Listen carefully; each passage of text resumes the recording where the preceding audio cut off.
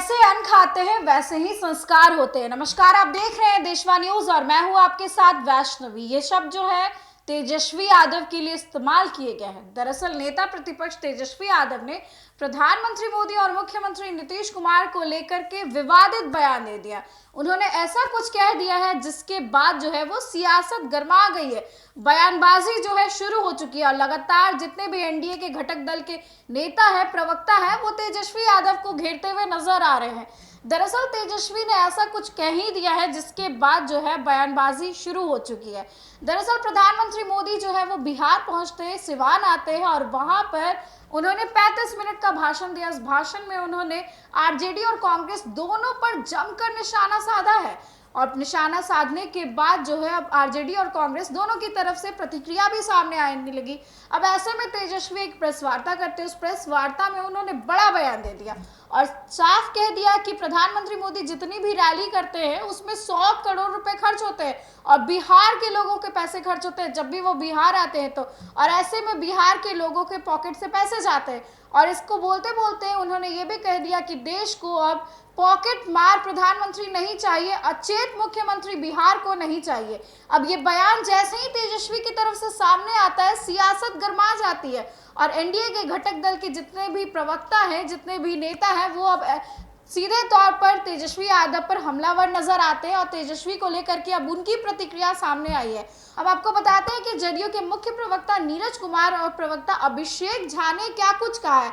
आपको बता दें कि सीधे तौर पर लालू यादव को भी इस बार टारगेट किया गया और कहा गया कि जैसा अन्न खाते हैं वैसा ही संस्कार होता है। और ये भी कहा गया कि लालू यादव ने अपने बेटे को ना संस्कार सिखाया, ना मर्यादा सिखाई है, ना भाषा को कैसे इस्तेमाल करना है वो सिखाया। तो इतने बड़े बड़े बयान सामने आ रहे तेजस्वी और लालू प्रसाद यादव के लिए, क्योंकि तेजस्वी जिस तरीके से हमलावर नजर आए हैं प्रधानमंत्री मोदी और मुख्यमंत्री नीतीश कुमार पर, उसके बाद रिएक्शन आना तो लाजमी था।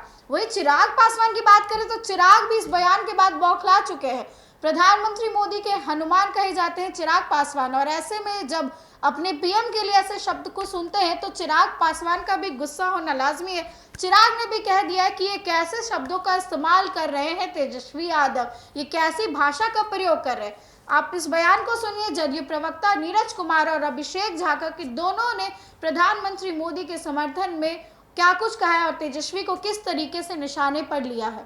जैसा ही अन्न खाता है वैसा ही संस्कार होता है। स्वाभाविक रूप से माननीय तेजस्वी यादव विपक्ष के नेता है आप, लेकिन एक सजा याफ्ता के बेटा है, यह भी याद रखना चाहिए।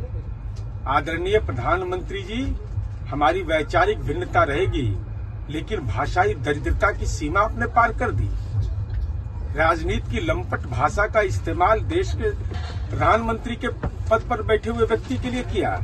यह बताता है कि चरवाहा विद्यालय के कुलाधिपति लालू यादव ने अपने बेटा को न संस्कार दिया, न मर्यादा दी, न भाषागत ज्ञान दिया।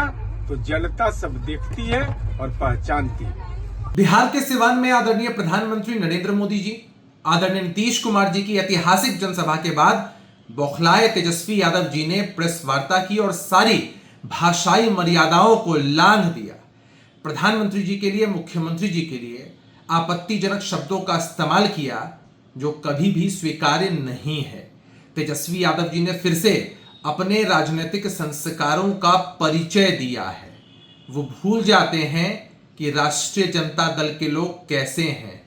चारा चोरों, घोटालेबाजों, अपराधियों, चार्ज शीटेड लोगों और अशिक्षित लोगों का जमावड़ा इनके यहां है और ये अपने गिरबान में झांके बिना इस तरह के शब्दों का इस्तेमाल करते हैं।